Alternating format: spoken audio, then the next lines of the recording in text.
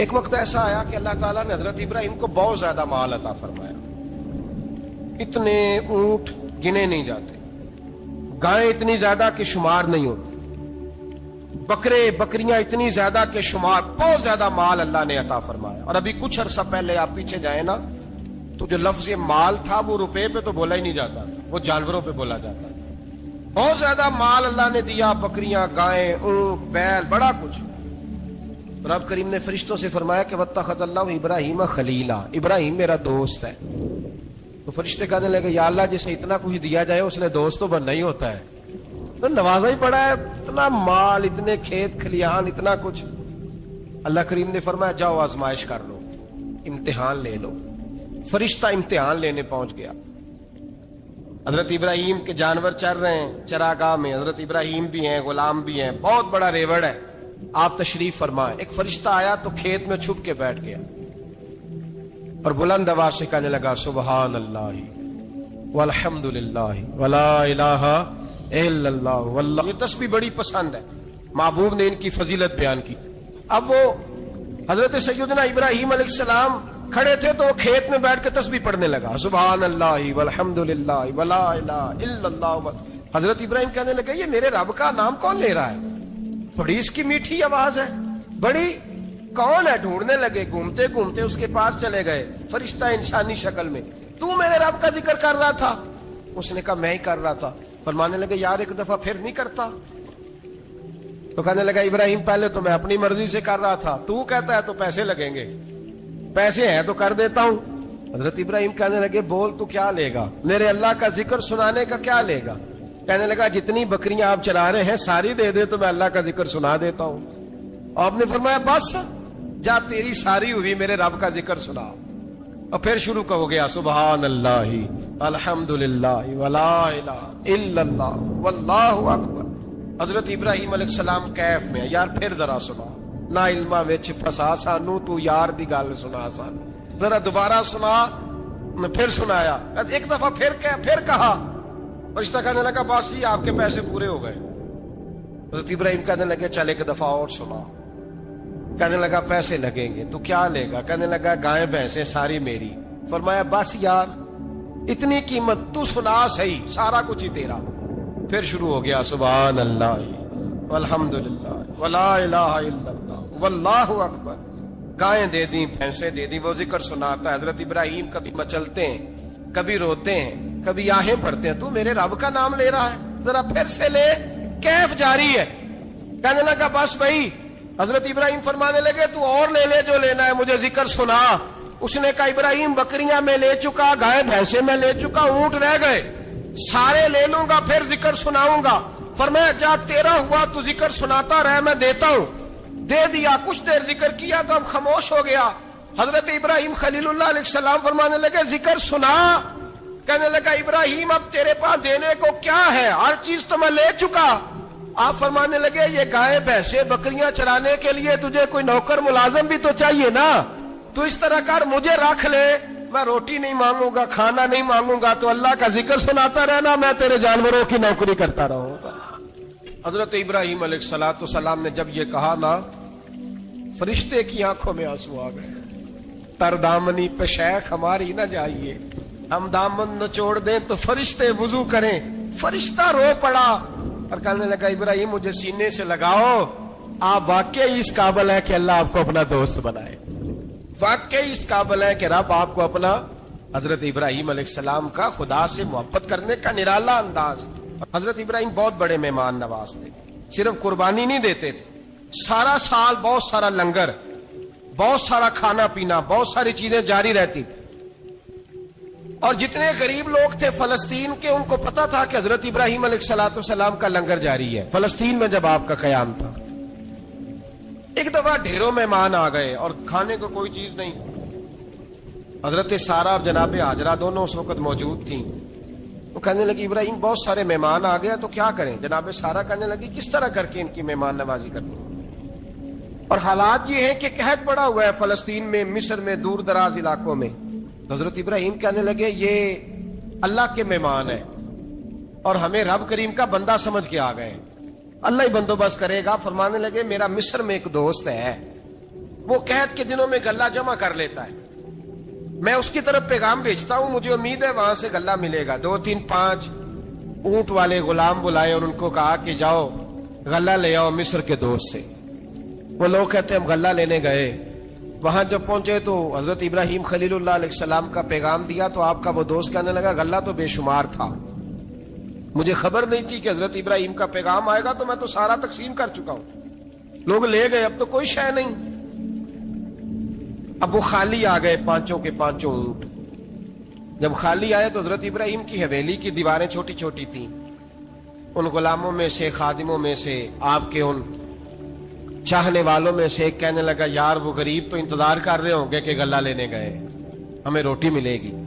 چھوٹی چھوٹی دیواریں ہیں، وہ جب دیکھیں گے نا خالی آ گئے تو انہیں تکلیف ہوگی، اس طرح کرو بوریوں میں ریت بھر لیتے ہیں، ریت بھر کے لے جاتے ہیں، بعد میں اندر رکھ کے انہیں سمجھا بہلا لیں گے یا حضرت ابراہیم کو بتائیں گے، وہ خود ہی ان لوگوں کی دلجوئی فرمائیں گے۔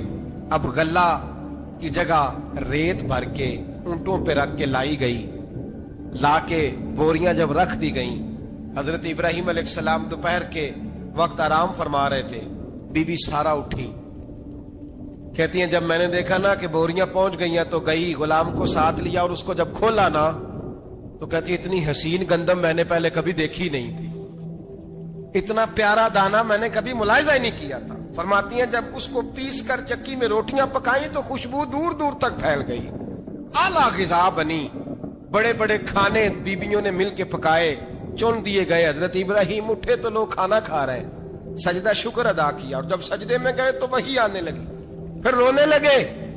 جب پلٹ کر باہر تشریف لائے تو جناب سارا کہنے لگی ابراہیم تمہارا مصری یار بڑا اچھا ہے، اس نے اتنی اعلیٰ گندم بھیجی ہے کہ اتنی تو میں نے پیاری گندم کبھی دیکھی نہیں۔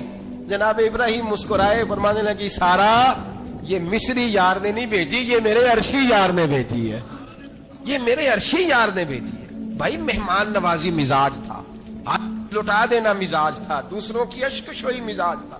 حضرت ابراہیم علیہ السلام کا طریقہ ہے قربانی، حضور نے ان کا طریقہ بیان کیا۔ اگر سال کے بعد قربانی دینا ان کا طریقہ ہے تو سارا سال غریبوں کو روٹی دینا بھی حضرت ابراہیم کا طریقہ ہے، سارا سال غریب کی نوکری کرنا یہ بھی حضرت ابراہیم کا طریقہ ہے، بھوکے کو کھانا کھلانا یہ بھی۔ میرے مصطفیٰ کریم سید عالم صلی اللہ علیہ وسلم سے صحابہ نے پوچھا حضور بہترین مسلمان کون ہے؟ بہترین مسلمان تو حضور نے فرمایا جو سلام لینے میں پہل کرے اور غریب کو روٹی کھلانے میں سب سے اچھا ہو، وہ بہترین مسلمان ہے، زبردست مسلمان۔ ہمارے ہاں دعوتیں ہوتی ہیں تو امیروں کی، افطاریاں ہیں تو امیروں کی، اور میرے مصطفیٰ کریم علیہ السلام نے فرمایا بدترین دعوت ہے جس میں امیر بلائے جائے غریب نہ بلائے جائے، وہ بدترین دعوت حضرت ابراہیم کا طریقہ رہا، ساری زندگی مہمان نوازی۔ اور میرے بھائی یہی محبت انہیں میرے مصطفیٰ سے بھی تھی۔ ایک نبی گھر بنا رہا ہے، دوسرا بنوا رہا ہے، حضرت اسماعیل علیہ السلام پتھر اٹھا اٹھا کے لا رہے ہیں، جناب ابراہیم بنا رہے ہیں۔ جب خانہ کعبہ بن گیا تو کہنے لگے ربنا وابعث فیہم رسولا، اے اللہ اب اسے بسانے کے لیے اپنا آخری رسول بھی عطا فرما۔ نبی پاک فرماتے ہیں میں دعا ہوں حضرت ابراہیم کی، اور حضرت ابراہیم سے رب کریم نے فرمایا چل ابراہیم کوئی چیز دے، تو کہا یا اللہ تینوں ہی تیرے نام پہ قربان کرتا ہوں، تیری ہوئی ساری، ہر شے تیری۔ حضرت ابراہیم نے دین کے لیے، آپ شہر بابل کے قریب پیدا ہوئے تھے، وہاں سے مصر آئے، مصر سے فلسطین آئے، اور فلسطین سے آ کر کے کعبہ آباد فرمایا۔ زندگی سفروں میں گزری، سفر ایک تکلیف والی چیز ہے، پر حضرت ابراہیم نے وطن چھوڑ دیا، گھر چھوڑ دیا۔ جان بڑی عزیز ہوتی ہے، تو حضرت ابراہیم نے جب دین کے لیے نکلے تو جد و جہد کی، گھر کے اندر بھی گھر کے باہر بھی۔ آپ کے والد کا نام طارق ہے، وہ توحید پرست تھے، ایماندار تھے، پرہیزگار تھے۔ آپ کے چچا کا نام آزر ہے، وہ بت پرست تھے، بت بیچا کرتے تھے۔ حضرت سیدنا ابراہیم علیہ السلام جب میدان عمل میں نکلے تو حضرت ابراہیم علیہ السلام نے اپنے گھر سے جہاد شروع کیا، لڑنا پڑا، گھر کے اصولوں سے، چچا نے جو رواج بنائے ہوئے تھے اس رواج سے ٹکرائے۔ فرمایا میں اپنے گھر کے اندر یہ بت پرستی نہیں ہونے دیں گا۔ چچا کو ایک دفعہ نہیں بار بار 100 دفعہ سمجھایا، آپ کا چچا بت بنا کے بیچا کرتا تھا. حضرت ابراہیم علیہ السلام تھوڑے بڑے ہوئے تو کہنے لگا کہ چلو میرے ساتھ, تم بھی بت بیچنے ہیں, ہمارا کاروبار ہے. حضرت ابراہیم ساتھ نکلے تو بت پکڑا ہے, گندے پانی کے اندر اس بت کو ڈبوتے ہیں, کہتے ہیں کسی نے خریدنا ہے تو خرید لو, نہ یہ نفع دے سکتا ہے نہ نقصان دے سکتا ہے, جو اپنا آپ نہیں بچا سکتا تمہیں کیا بچائے گا, خریدنا ہے تو خرید لو. چچا کہنے لگا تو کاروبار چمکا رہا ہے کہ تباہ کر رہا ہے.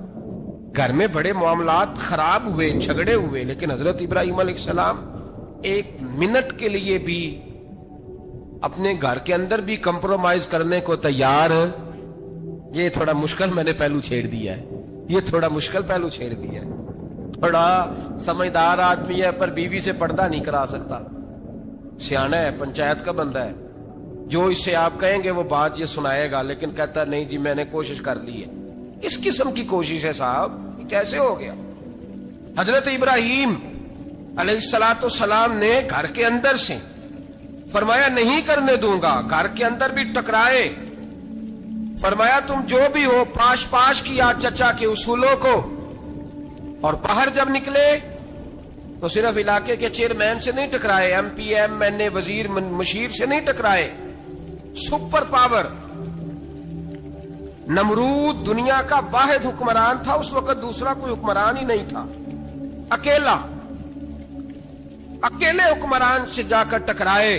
کوئی ساتھ فوج نہیں تھی, کوئی ساتھ ان کے طاقت بظاہر دنیا داری کی کوئی نہیں تھی, پر حضرت ابراہیم جا کے ٹکرائے. اور میرے رسول پاک صلی اللہ علیہ وسلم نے سند بیان کی, فرمایا افضل الجہاد کلمۃ الحق عند سلطان الجابر, فرمایا سب سے افضل جہاد یہ ہے کہ تو ظالم بادشاہ کے سامنے کھڑے ہو کے حق بات بیان کر دے.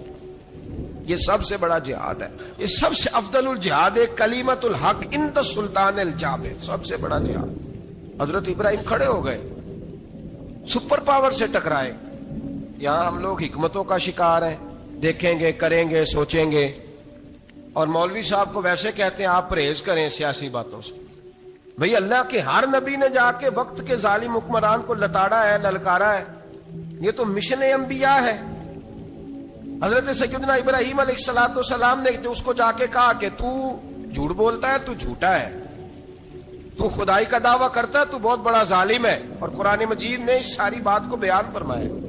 حضرت ابراہیم علیہ السلام سے کہنے لگا میں رب ہوں, تو آپ نے فرمایا میرا رب تو وہ ہے جو زندہ کرتا اور مارتا ہے. تو پھر آپ حق بات بیان کریں گے تو اللہ مارے گا کہ بندہ مارے گا؟ کچھ بھی نہیں ہوتا, کیونکہ زندگی موت کس کے ہاتھ میں ہے؟ اللہ کے ہاتھ میں. زندگی موت اللہ, کچھ بھی نہیں ہوتا. انسان صحیح سمت کا تعین کرے اور صحیح چلے. حضرت علی شیر خدا سے کسی نے کہا تھا کہ آپ کے بڑی دشمنی ہے, کوئی محافظ رکھ لیں. آپ فرمانے لگے موت خود بہت بڑی محافظ ہے, وقت سے پہلے آتی ہی نہیں, بڑی محافظ ہے. وقت سے پہلے علامہ نورانی رحمت اللہ تعالی علیہ کراچی جیسے شہر میں رہا کرتے تھے, جہاں گام گام پہ خطرہ تھا. لوگوں نے کہا حضرت اتنے بڑے لیڈر ہو, آپ کی جماعت کی 62 سیٹیں ہوئی قومی اسمبلی میں, ایک ایسا وقت بھی آیا تو کوئی ایک آدمی بندوق والا. آپ فرمانے لگے مجھے ضرورت ہی نہیں, اس لیے کہ جس خدا رسول کے لیے میں نکلا ہوں وہ خود ہی حفاظت کرنے والے ہیں, ضرورت نہیں ان چیزوں. تو بھائی حضرت ابراہیم ٹکرائے, اور آپ کا انداز کیا ہے؟ جا کے کہا کہ تو نہیں, خدا وہ ہے جو زندہ کرتا. اور اس نے ایک بیوقوفوں جیسی دلیل دی. ایک آدمی کو کل پھانسی دینی تھی تو اس کو بلایا, کہنے لگا تجھے کب پھانسی ہے؟ اس نے کہا کل. کہنے لگا جا تجھے آزاد کیا, زندگی دی, اس کو چھٹی دے دی. ایک عام آدمی بیچارہ بیٹھا تھا, اس کو پکڑ کے نا کہنے لگا اس کی گردن اڑا دو. کہنے لگا دیکھ لو میں بھی زندہ کرتا اور مارتا ہوں, وہ جو کل مرنے والا تھا میں نے زندہ کر دیا ہے, اور جس کو پتہ ہی نہیں تھا کہ میں نے مرنا ہے اسے پکڑ کے میں نے مار دیا ہے. یہ بیوقوفوں جیسی دلیل ہے. حضرت سیدنا ابراہیم علیہ السلام چاہتے تو اسی وقت دلیل توڑ دیتے کہ تو کیا بیوقوفوں جیسی بات کر رہا ہے, اگر تو زندگی دیتا ہے تو مرے ہوئے میں جان ڈال کے دے جس کو تو نے مارا ہے. لیکن حضرت ابراہیم نے دیکھا کہ بیوقوف ہے, بیوقوفوں سے بحث نہیں ہوتی, دلیل بدل لی جاتی ہے, ان کی عقل کے مطابق بات کی جاتی ہے. حضرت ابراہیم فرمانے لگے میرا رب وہ ہے جو سورج مشرق سے نکالتا ہے اور مغرب میں غروب کرتا ہے. تو اگر رب ہے تو تو مغرب سے نکال کے مشرق میں غروب کر. فبہت الذی کفر, کافر لاجواب ہو گیا, اس کے پاس اس چیز کا کوئی جواب نہیں تھا. علامہ اسماعیل حقی نے خوبصورت فقرہ لکھا ہے, خوبصورت, جان ڈال دی ایک جملہ کہہ کے. حضرت سیدنا علامہ اسماعیل حقی رحمت اللہ علیہ فرمانے لگے, چونکہ نمرود بیوقوفوں جیسی باتیں کر رہا تھا, اگر وہ یہ کہہ دیتا نا کہ میں سورج کو نکالتا ہوں مشرق سے, میں غروب کرتا ہوں معاذ اللہ مغرب میں, میں نکالتا ہوں, تو آپ اپنے رب سے کہیے کہ وہ مغرب سے نکال کے مشرق میں غروب کرے. علامہ اسماعیل حقی فرماتے ہیں رب کریم کی آواز قدرت تھی, مالک حضرت ابراہیم علیہ السلام کے اس, اگر وہ کہہ دیتا اور حضرت ابراہیم دعا کر دیتے تو رب کریم نے فرشتوں کو تیار بٹھایا ہوا تھا. فرمایا اگر یہ کہہ دے میرے خلیل سے کہ سورج مغرب سے نکال کے مشرق میں غروب کرنا ہے تو تیار رہنا, جس طرح خلیل کہیں گے ویسے ہی کر دیں گے. واتخذ اللہ ابراہیم خلیلا, ابراہیم ہمارا دوست جو ہوا, جیسے کہے گا ویسے کر دیں گے. حضرت سیدنا ابراہیم علیہ السلام کی باتوں کا جب جواب نہ دے سکا, دلیل نہیں بندہ دیتا, پھر لڑائی کرتا ہے, پھر جھوٹے موٹے اعتراض کرتا ہے. دلیل ختم ہوتی ہے تو لوگ ذاتیات میں اترتے ہیں, کہتے ہیں یہ کھانستا صحیح نہیں, دیکھتا صحیح نہیں. دلیل ختم, اب ذاتیات پہ اترے, کہنے لگے مجھے پتہ چلا ہے کہ یہ فلانی جگہ گیا تھا تو وہاں جا کے اس نے اس طرح کیا. پھر لوگ ذاتیات پہ اترتے ہیں, جب دلیل کا جواب دلیل سے نہیں دے پاتے پھر ذاتیات پر اتر کر حملے کرتے ہیں. حضرت ابراہیم کے دلائل کا جواب نمرود نہ دے سکا تو کہنے لگا کہ اس کو آگ میں ڈال دو. قوم گئی ہوئی تھی ساری, آپ نے بات سنی ہوئی ہے, میں نے صرف اشارہ دینا ہے, میلے پہ حضرت سیدنا ابراہیم علیہ السلام نے سارے بت توڑ دیے, کلاڑا بڑے بت کی گردن پہ رکھا. واپس آئے, کہنے لگے بت کس نے توڑے ہیں؟ تو فرمایا اس سے پوچھو جس کی گردن پہ کلاڑا ہے. کہنے لگے یہ تو بول ہی نہیں سکتا. تو فرمانے لگے بڑے بیوقوف ہو, جو بولتا ہی نہیں, سنتا ہی نہیں, اپنا آپ نہیں بچا سکتا, اس کی پوجا کرتے ہو. کہنے لگے پکڑو, دلیلیں ختم ہو گئی, اس کو آگ میں ڈالو. بہت بڑی حویلی 45 فٹ مربع پہ مشتمل ایک حویلی بنائی گئی اور 45 فٹ اونچی. مختلف روایات, علامہ اسماعیل حقی کہتے ہیں کہ 3 مہینے تک نمرود نے کہا کہ اس کے اندر لکڑیاں ڈالو. لوگ پوچھنے لگے کتنی دنیا جلانی ہے؟ کہنے لگا بندہ تو ایک جلانا ہے, پر بندہ بڑا تگڑا ہے, ایک بندہ. 3 مہینے لکڑیاں ڈالی گئیں. اور لوگوں کی جو تہمات ہوتی ہیں نا وہ بڑی عجیب ہوتی ہیں. تہمات میں نے بڑی تفصیل سے رمضان المبارک میں گفتگو کی تھی. بدشگونی, تہمات لوگ لیتے ہیں.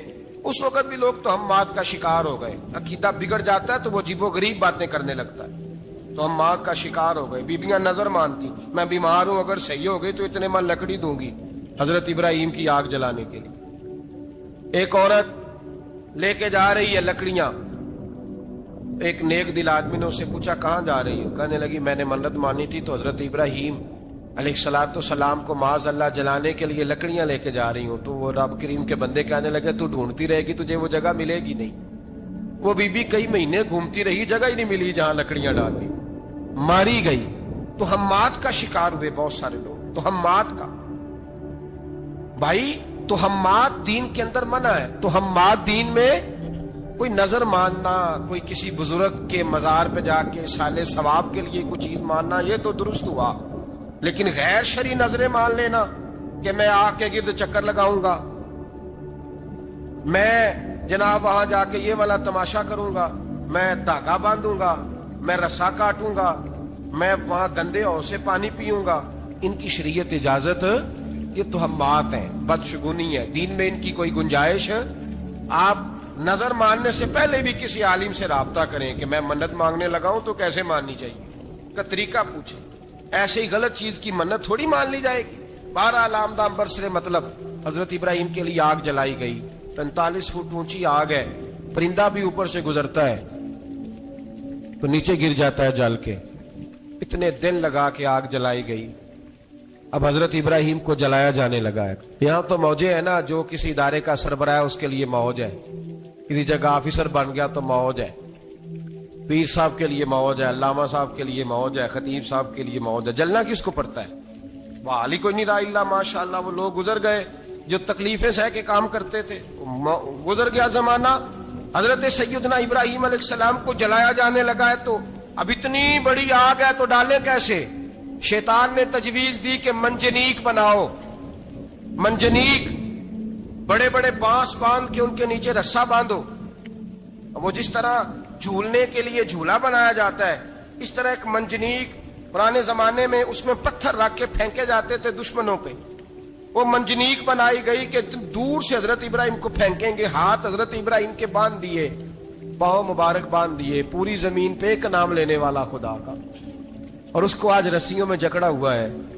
جب پھینکا جانے لگا نا آگ میں تو پورے رونے لگے، فرشتے تڑپنے لگے، اے اللہ یہ کیا ہونے لگا ہے؟ ایک تیرا خلیل اور وہ بھی آگ میں. فرمایا جاؤ جا کے اس سے کہو اگر تمہاری مدد لیتا ہے تو اسے بچاؤ. ہوا کا فرشتہ آیا، کہا ابراہیم اگر تو کہے. او بھائی ان چیزوں کو کہانی سمجھ کے نہ سنا کریں، یہ داستان نہیں، یہ وہ طریقے ہیں جو ہمارے رسول نے ہمیں اپنانے کا حکم ارشاد فرمایا ہے. جو عقیدے، یہ وہ نظریات ہیں جو ہمیں اوڑھنے کو کہا گیا. اپنے رب کریم کی رضا پہ راضی رہنے کے یہ وہ خوبصورت مواقع ہیں صوفیاء نے جن کو بنا کر سمجھا کر ہم تک پہنچایا ہے. یہ ہے اہل طریقت کی باتیں. وہ کہتے ہیں یار جس حال میں رکھے راضی رہنا ہے. حضرت ابراہیم علیہ السلام کو پھینکا جا رہا ہے، فرشتہ آیا، اے اللہ کے خلیل اگر حکم دو تو اتنی ہوا چلاؤں کہ نمرودی جل جائیں سارے، آگ ان پہ پھینک دی جائے. آپ نے فرمایا تو جا، تجھ سے مجھے کوئی کام نہیں. تھوڑی دیر کے بعد پانی کا فرشتہ آیا، کہا حضور اتنی بارش برساؤں گا کہ آگ بجھ جائے گی. فرمایا تو جا، تجھ سے کوئی کام نہیں. اب جب منجنیق میں رکھ دیے گئے، آگ میں جانے کا لمحہ ہے، تیاری ہے، حضرت جبریل امین حاضر خدمت ہوئے. کہا ابراہیم کوئی حاجت؟ فرمایا تجھ سے کوئی نہیں. کہا چلو مجھ سے نہیں تو رب کریم سے ہی بات کر لو، مجھے پتا ہے میں چھوٹا ہوں، آپ مجھ سے مدد کیوں لوگے، رب کریم سے ہی بات کر لیں. تو حضرت ابراہیم کہنے لگے جبریل یہ بتا، رب کو نہیں پتا اس کا خلیل کس حال میں ہے؟ اسے نہیں پتا میں کس حال میں ہوں؟ میرے ہاتھ بندے ہیں، پیر بندے ہیں آگ میں، اسے نہیں پتا؟ بتایا تو اسے جاتا ہے جسے خبر نہ ہو. تو اگر اسے پتا ہے، اگر وہ جلانے پہ راضی ہے تو میں بھی جلنے کو تیار ہوں، میں تیار ہوں، میں تیار ہوں. اسے کہو ٹھیک ہے. حضرت سیدنا ابراہیم علیہ السلام کو منجنیق میں ڈال کے جو پھینکا آگ میں، یا نار کونی بردم و سلاما علی ابراہیم، اللہ نے فرمایا اے آگ میرے ابراہیم پہ ٹھنڈی بھی ہو جا اور سلامتی والی بھی ہو جا. حضرت ابراہیم کو دو فرشتوں نے بٹھا دیا زمین پہ. پھول کھلے ہیں، کونپلیں مہک رہی ہیں، کلیاں خوشبو دے رہی ہیں. حضرت ابراہیم نے سر سجدے میں رکھ دیا، سبحان اللہ والحمد للہ ولا الہ الا اللہ واللہ اکبر. حضرت ابراہیم اللہ کی تسبیح پڑھنے لگے، رب کریم کا شکر بجا لانے لگے. نکلے وہاں سے، کچھ دن گزر گئے، نکلے، حکم ہو گیا ابراہیم علاقہ چھوڑ دو. حضرت ابراہیم علیہ السلام وہاں سے نکل کے مصر آئے، چچا کے پاس ٹھہرے. انہوں نے اپنی بیٹی جناب سارہ کا نکاح کر دیا. کچھ آگے بڑھے تو ایک ظالم بادشاہ سے ٹکرائے. اس نے ایک شہزادی، ایک بادشاہ کی بیٹی قید کی ہوئی تھی، جناب ہاجرہ نام تھا، ان کو قید سے چھڑا کے ساتھ لائے. حضرت لوط علیہ السلام بھی ساتھ. یہ 4 لوگوں کا قافلہ چلا، فلسطین میں جا کے پڑاؤ ڈالا، گھر بار چھوڑا، تبلیغ شروع ہوئی. حضرت ابراہیم کے گھر میں 2 خواتین ہیں، ایک آپ کی بیوی ہیں، ایک حضرت ہاجرہ ہے. اولاد کوئی نہیں، بڑا میوہ ہے میٹھا. گھر وہی آباد ہوتا ہے جس میں بچے روتے ہیں، گھر ہوتا ہی وہ ہے جس میں بچوں کی چنچناہٹ ہوتی ہے، بھن بھناہٹ ہوتی ہے. حضرت ابراہیم نے ایک بچہ روتے ہوئے دیکھا تو آنکھوں میں آنسو آئے، کہنے لگے ربی حب لی من الصالحین، یا اللہ مجھے بھی نیک اولاد عطا کر دے. حضرت سارہ نے سن لیا، کہنے لگی ابراہیم شاید میرے بطن سے تو آپ کو نصیب نہیں، ہاجرہ سے نکاح کر لو. جناب ہاجرہ سے نکاح ہوا. اللہ تو بڑا بے نیاز ہے، رب کریم نے حضرت اسماعیل جیسا خوبصورت بیٹا عطا فرمایا. بیٹا کالا سیاہ بھی ہو تو سینے کی ٹھنڈک ہوتا ہے، پر یہ تو وہ بیٹا ہے جس کی پیشانی میں نور محمدی چمکتا ہے صلی اللہ علیہ وسلم. حضرت سیدنا اسماعیل علیہ اتنے خوبصورت. اب جس بیوی کے ہاں بیٹا تھا، بیٹھنا اٹھنا بھی زیادہ اس کے پاس، آنا جانا بھی اس کے پاس، توجہ ادھر ہو گئی. جناب سارہ رشک کرنے لگی. ایک دن کہنے لگی اسے چھوڑ آ جنگل میں، وادی غیر ذی زرع، مکے کے پاس. بھائی ایک بیٹا عالم دین بنا لو. کہنے لگا روٹی کہاں سے کھائے گا؟ تیرے 5 بیٹے ہیں، کو حافظ قرآن بنا، کہتے روٹی کہاں سے کھائے گا؟ وہ بچہ بھی کہتا ہے میں کہاں سے کھاؤں گا؟ حضرت ابراہیم علیہ السلام تو چند مہینے کا بچہ چھوڑ آئے، تو کہاں سے روٹی کھائی حضرت اسماعیل نے؟ کہاں سے کھائی ان کی اماں نے روٹی؟ بھوکے مر جاتے ہیں یہ سارے۔ میں بڑے ذمہ داری سے کہا کرتا ہوں کہ جتنی خوبصورت روٹی اللہ کریم دین کے خادموں کو عطا کرتا ہے شاید کسی اور کے نصیب ہوتی ہو، لیکن ہم لوگ توجہ ہی نہیں کر رہے، ہمارا ذوق ہی نہیں بن رہا، ہم یہ محنت ہی نہیں کر رہے کہ قوم کو مستند علماء کی ضرورت ہے، علاقوں کے علاقے خالی ہیں، ادھر ہمارا مزاج ہی نہیں بن رہا، توجہ ہی نہیں دین کی خاطر۔ اور پھر چلے بچے تو بعد کی بات ہے نا، جو ابھی خود جوان ہے وہ بھی تو یہ دعا، ایک صاحب مجھے کہنے لگے میں دعا مانگ رہا ہوں اللہ مجھے بیٹا دے تو میں اسے دین پہ لگاؤں گا، تو میں نے کہا آپ بھی بوڑھے نہیں ہوئے، آپ خود ہی لگ جائیں، بیٹا تو ابھی آئے گا تو لگے گا نا، تو آپ تو اس وقت ہے تو آپ تو پہلے لگے نا صاحب، 2 گھنٹے تو نکال کے آئے، دین سیکھنے کو کافی ہے۔ آپ اتنی لمبی سوچ رہے ہیں کہ بچہ آئے گا تو بڑا ہوگا تو وہ جائے گا تو دیکھی جائے گی، ابھی تو آپ ہیں تو آپ تو آؤ۔ حضرت ابراہیم نے بچہ وہاں چھوڑا۔ یہاں سے جو عمرہ کرنے لوگ جاتے ہیں نا، جو حج کرنے جاتے ہیں، ان کو پتا ہے کہ وہاں دنیا کی ہر نعمت ملتی ہے، پھر بھی ڈبل ٹرپل پیسے لوگ جیبوں میں ڈال کے جاتے ہیں۔ حضرت ابراہیم جب وہاں لے کے گئے تو کوئی انسان نہیں تھا، پانی کا قطرہ نہیں تھا، 2 کلو کھجوریں، 1 مشکیزہ، بیوی کو تھمایا۔ ہمارے گھر میں ہزاروں چیزیں پڑی ہیں، لیکن وہ جو توکل ہے نا وہ ختم ہو گیا ہے۔ اللہ دے گا، حلال حلال پہ قناعت کرے، جائز جائز پہ بھروسہ کرے، رب کریم عطا کرنے والا ہے، وہ مزاج ختم ہو گیا۔ حضرت سیدنا ابراہیم علیہ السلام 2 کلو کھجوریں، 1 مشکیزہ پانی کا دے کر کے، اور وہاں بٹھایا آپ نے اپنے بچے کو اور اپنی زوجہ جناب ہاجرہ کو، اور بٹھا کر کے یہ واپس پلٹنے لگے تو حضرت ہاجرہ سلام اللہ علیہ نے آواز دی، کہا ابراہیم کس کے سہارے پہ چھوڑ کے جا رہے ہیں؟ جہاں آب زمزم کا کنواں ہے نا، جو لوگ گئے ہیں انہوں نے صفا مروہ کی صحیح کی ہے، صفا مروہ سے باہر نکلے نا، سرکار کی ولادت کا مقام ہے، اس جگہ پہ آب زمزم کا کنواں تھا، وہاں حضرت سیدنا ہاجرہ کو بٹھایا، کوئی چیز نہیں، کوئی درخت نہیں، کوئی کھیت نہیں، کوئی پانی نہیں، کوئی کنواں نہیں، وہاں بٹھایا اور بٹھا کر کے نکلنے لگے تو جناب ہاجرہ فرمانے لگی ابراہیم کس کے سہارے پہ چھوڑ کے جا رہے ہو؟ کہنے لگے اللہ کے سہارے پہ۔ تو پاک باز بی بی نے ایک لفظ پوچھا، کہا ابراہیم یہ میرے رب کا حکم ہے، یہ میرے بس جن کا عقیدہ توحید مضبوط ہو ان کے لیے ایک جملہ کافی ہوتا ہے، یہ میرے اللہ کا حکم ہے؟ تو جناب ابراہیم علیہ السلام فرمانے لگے ہاجرہ ہاں رب کا حکم ہے۔ جب یہ لفظ کہے تو چاہیے تھا نا حضرت ابراہیم تسلی دیتے، تو بی بی صاحبہ تسلی دینے لگی، عرض کرنے لگی ابراہیم اگر اللہ کا حکم ہے تو پھر آپ ہماری فکر نہ کرنا، اگر یہ رب کا حکم ہے تو پھر ہماری فکر نہ کرنا، جس رب نے ہمیں یہاں تک پہنچایا ہے وہ ہمیں کبھی بھی ضائع نہیں فرمائے گا، پھر فکر نہ کرنا۔ حضرت ابراہیم آ گئے، یہ بات آپ نے سنی ہوئی ہے، اشارہ کرنا مقصود ہے۔ 13 سال میں چلے مان بھی لیا جائے بعض روایات کی روشنی میں کہ آتے جاتے بھی رہے، لیکن مکمل دیکھ بھال اپنے بچے کی پرورش میں پورا حضرت ابراہیم علیہ السلام کا کردار، سارا کردار ماں کا تھا۔ میں جب خواتین کے بارے میں کوئی بات کرتا ہوں تو میں آپ کو اکثر کہتا ہوں کہ یہ صرف بیوی کے لیے حکم نہیں ہوتا، یہ ٹریننگ بیٹی کو دینی ہے اور بہن کو دینی ہے، یہ تربیت کرے اپنے گھر میں۔ میں تجربے کی روشنی میں یہ بات عرض کیا کرتا ہوں کہ بھائی بچے باپ کے فرما بردار اس وقت ہوتے ہیں جب اماں انہیں باپ کا فرما بردار کرتی ہیں، اور بچے باپ کے نافرمان بھی تب ہوتے ہیں جب اماں انہیں باپ کا۔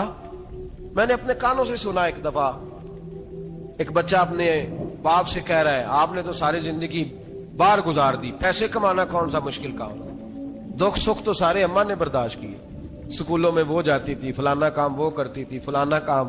اب یہ سوچ اس کی ذاتی تو نہیں، یہ اس کو دی گئی ہے، اور اگر اس کو یہ سوچ دے دی جائے کہ اماں کہے کہ میں تو اپنوں میں رہی ساری زندگی، میں نے تو اپنوں میں وقت گزارا، اور تیرا باپ تو کئی دفعہ جنازے بھی نہیں پڑھ سکا، نے تو ماں باپ ایسے دفن کر دیے، وہ اگر یہ سوچ فراہم کرے تو پھر بچہ باپ کا فرما بردار ہوتا ہے۔ اور یہ والی روایتیں ہم بیوی کو سناتے ہیں، حالانکہ کس کو سنانی چاہیے؟ بولیے، بہن اور بیٹی کو، بہن اور بیٹی کو سنائیں یہ باتیں، ان کو سمجھائیں تاکہ آگے جا کے وہ جو گھر ترتیب دیں وہ گھر بڑا عمدہ اور نکھرا ہوا ہو. حضرت سیدنا ابراہیم 13 سال کے بعد آئے. چونکہ گھر میں اللہ تبارک و تعالیٰ کی دوستی کا چرچا تھا, اللہ تبارک و تعالیٰ کی محبوبیت کا غلبہ تھا. 13 سال کے بعد فلما بالغ معہ السعی, بیٹا جب اتنا بڑا ہوا کہ ساتھ چلنے لگا, تو حضرت ابراہیم نے اپنے بیٹے کو بلا کے کہا, بیٹا مجھے خواب آئی ہے, میں تجھے ذبح کر رہا ہوں, تیری کیا رضا ہے؟ تو حضرت اسماعیل کہنے لگے, یا ابت افعل ما تؤمر, ابا جی اللہ جیسے حکم دیتا ہے میرے ساتھ ویسے ہی کریں, جیسے اللہ حکم دیتا ہے ویسے ہی بولیے, ویسے ہی کریں. حضرت حاجرہ کو کہا کہ ایک دوست نے دعوت کی ہے تو وہاں جا رہے ہیں. بی بی مطمئن ہے, تفصیلات کی ضرورت نہیں, ختم بات, اعتبار ہے, مطمئن ہو گئی. شیطان پیچھے سے آیا اماں کے پاس, ذرا تھوڑی دیر کے لیے تصور جمائیے, یہاں تو پڑوسن آ کے کوئی بات بتا دیتی ہے خاوند کے بارے میں تو کئی مہینے جھگڑا جاری رہتا ہے, پڑوسن محلے دار. شیطان نے آ کے بتایا لفظ کیا ہے, کہا حاجرہ تمہیں پتا ہے کہاں جا رہے ہیں؟ کہا دوست کی دعوت میں. تو کہنے لگے دوست کون ہے؟ رب کریم. اور ابراہیم کا خیال ہے کہ اس رب نے مجھے حکم دیا ہے کہ میں ذبح کروں. تو حضرت حاجرہ کہنے لگی کبھی باپ بھی بیٹا ذبح کرتے ہیں؟ شیطان کہنے لگا ان کا خیال ہے کہ ان کے رب نے حکم دیا ہے. جناب حاجرہ فرمانے لگی اگر رب نے حکم دیا تو پھر تو مجھے شیطان لگتا ہے, تو مجھے شیطان لگتا ہے. کا کیا مطلب؟ فرمانے لگی اگر رب کریم کا حکم ہے تو میرے پاس ایک اسماعیل ہے, اگر 1000 بھی ہوتے میں سارے اللہ کے راستے میں پیش کر دے دیتی. مالک کا ہی تو ہے سارا کچھ, اسی کا ہے, اس میں لیت اللہ کی کیا گنجائش؟ حضرت سیدنا ابراہیم علیہ الصلوۃ والسلام نے بیٹے کے حلق پہ چھری رکھ بھی دی اور چھری چلا بھی دی, رکھ بھی دی, اور وہ تو اللہ کریم نے فرمایا یا ابراہیم قد صدقت الرؤیا, ابراہیم تو نے خواب سچا کر دکھایا, وہ قیامت تک تیرا نام رہے گا. حضرت ابراہیم نے وطن بھی دیا, جان بھی دی, بیٹا بھی, اللہ کریم نے دمبے دیے, فرمایا یہ فدیہ ہے. اب یہ قربانی قیامت تک حضرت ابراہیم کے طریقے کے مطابق جاری ہے. حضرت ابراہیم بہت بڑے مہمان نواز تھے, بہت بڑے. آپ جب مصر میں قیام تھا تو بڑے بڑے لمبے چوڑے لنگر پکتے تھے, لوگ آیا جایا کرتے تھے, بڑا تفصیل کے ساتھ کھانا ہوتا تھا. مہمان نوازی آپ کی خاص صفت مبارکہ ہے. ہمارے ہاں بھی مہمان نوازی ہوتی ہے امیروں کی, بلکہ اب تو مہمان نوازی اس طرح کی ہے کہ کل تیری میرے پاس دعوت ہے اور پرسوں میری تیرے پاس ہے.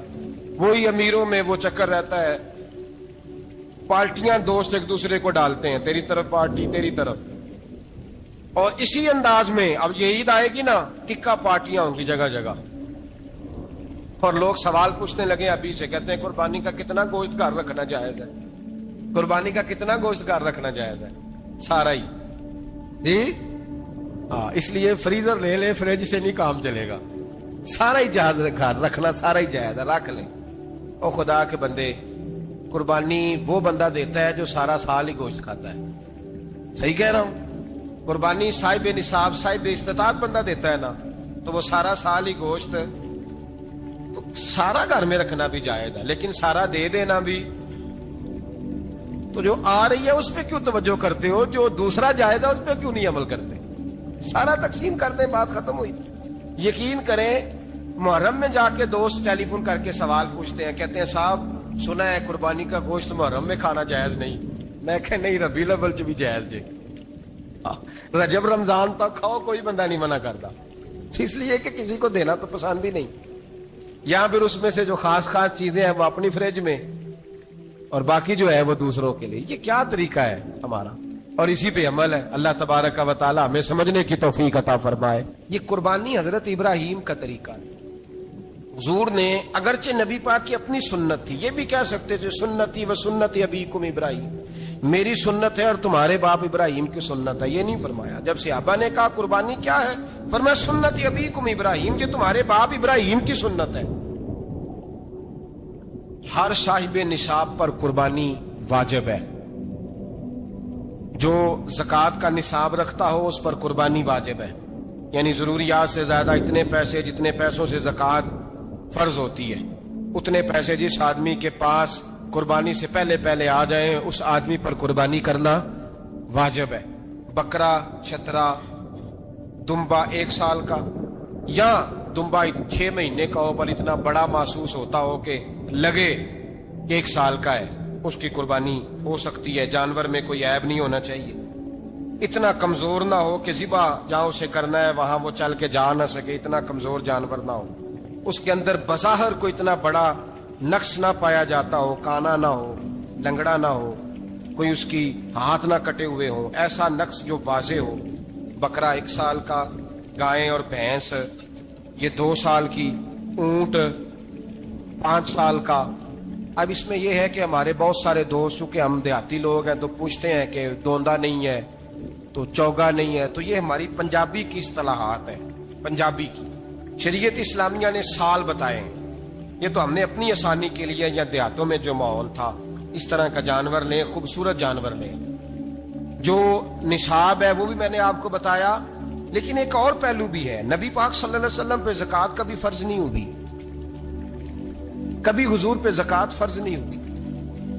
नबी पाक सल्लल्लाहु अलैहि वसल्लम के पास इतना सरमाया कभी इकट्ठा हुआ ही नहीं कि ज़कात फर्ज हो। लेकिन नबी पाक के सहाबा फरमाते हैं कि मदीने के 10 सालों में अल्लाह के रसूल ने हर साल कुर्बानी फरमाई है, हर साल कुर्बानी दी। और जिस साल हुजूर हज करने गए उस साल अल्लाह के नबी ने 63 ऊंट ज़िबा फरमाए।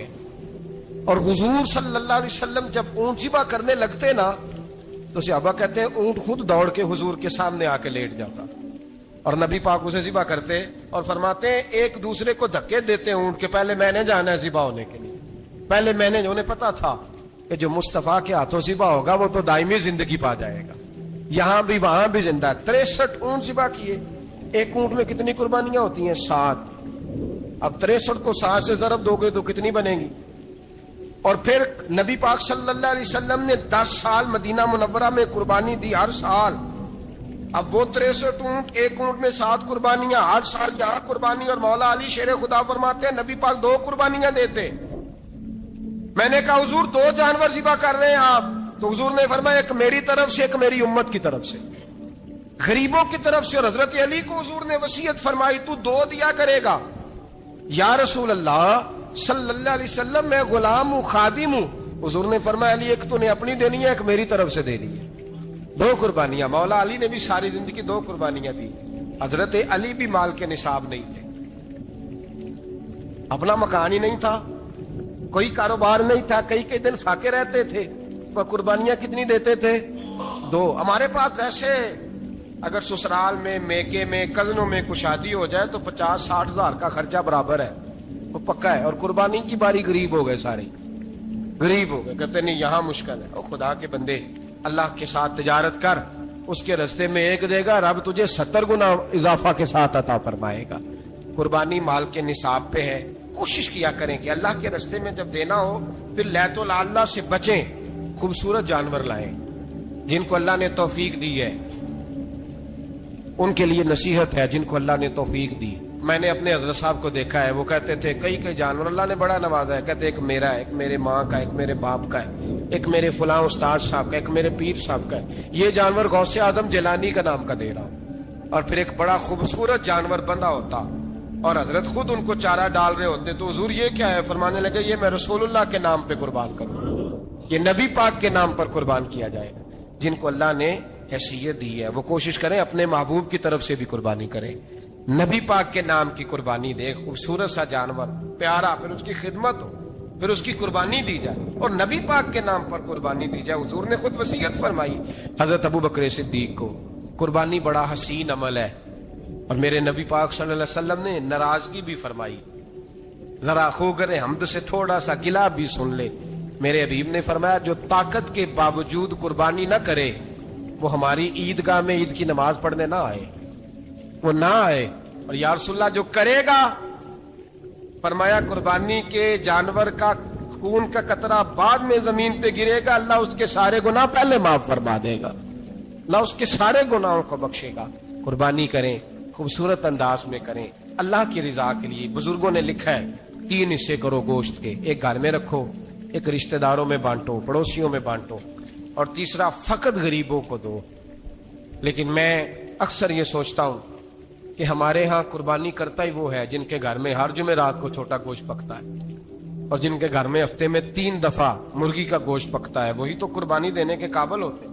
تو وہ بھی اگر قربانی کے بکرے میں سے بھی تیسرا رکھنا چاہیں تو اجازت تو ہے، میں نے کہا سارا رکھنے کی بھی اجازت ہے، لیکن اگر آپ مہربانی کریں، کوشش کریں کہ یار ہم تو سارا سال ہی کھاتے ہیں، اور ہمارے یہاں جو گوشت تقسیم ہوتا ہے نا وہ بھی باری لگی ہوئی ہے، ادھر سے پلیٹ آئی تھی گوشت کی تو ادھر سے بھر کے چلی گئی، بھئی اس نے کی ہے، اس کو بار بار گوشت دینے کا کیا مطلب ہے؟